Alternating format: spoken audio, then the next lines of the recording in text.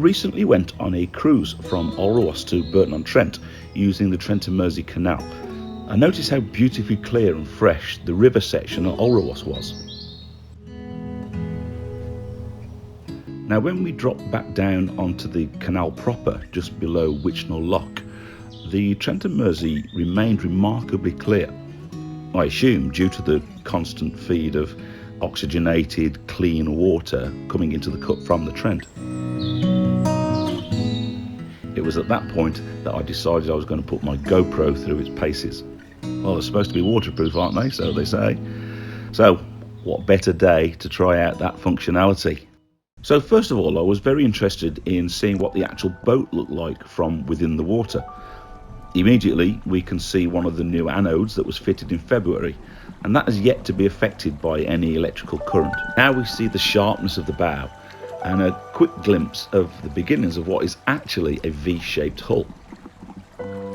Apparently this is quite rare for a Southwest Durham built hull. Here, a perfect side-by-side example of a corroded anode against a new one. The new one will look like the old one in about 3 years' time.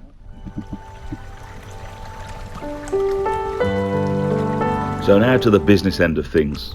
And there it is, the giver of propulsion, the prop, or to give it its full name, the propeller.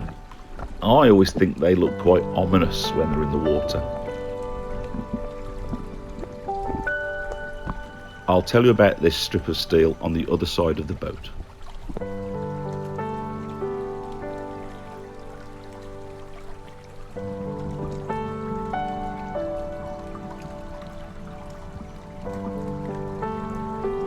You may be able to hear the worrying scraping sound of metal of the hull against the canal bank. The contact point is identified here.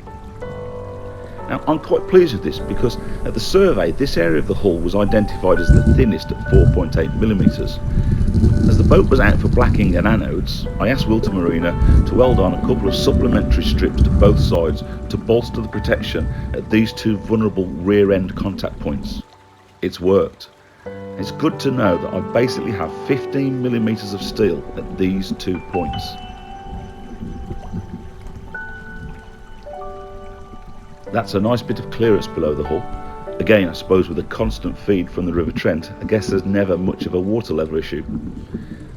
So a final glimpse of the rear anode and we're done with the technical stuff.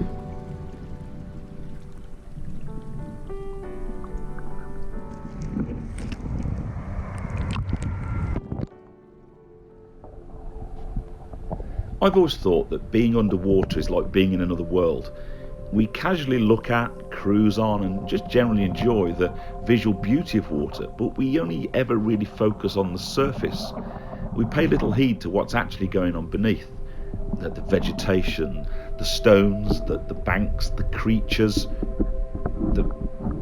Wait, hang on. Where's the creatures?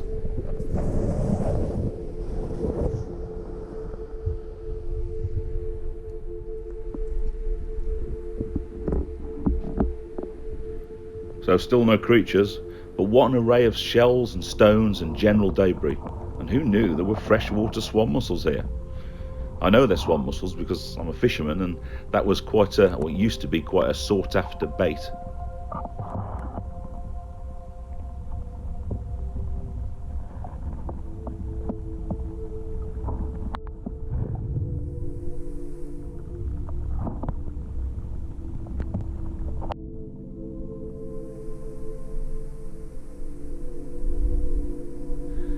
So this being right under a bridge, I guess there's a lot more sort of debris, sticks, stones, etc. that have been thrown in by people and children and the like. Can anybody tell me what this is?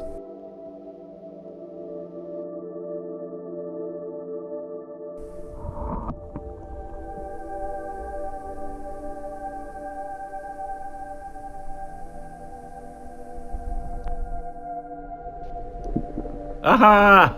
Fish!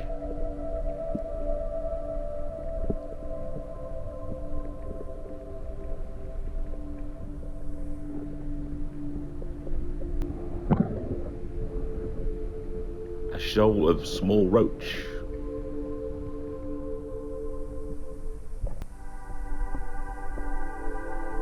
beautiful, hypnotic, mesmerizing.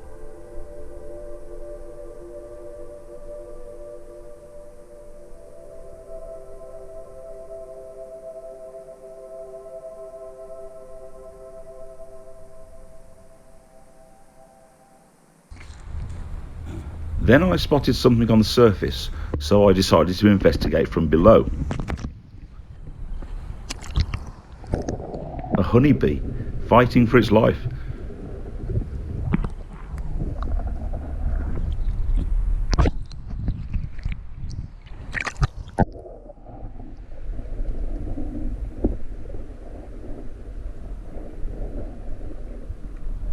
Being the big softy that I am, I decided to interfere with Mother Nature and perform a rescue, helping the bee out on my GoPro and putting it onto a long piece of grass to dry.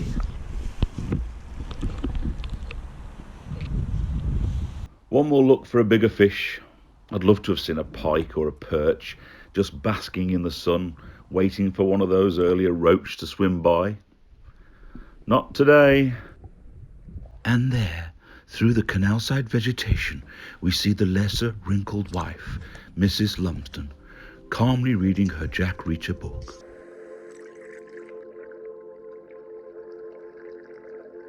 And as we cruise back to Alrewas, we reflect on what a beautiful day it was. Bye for now.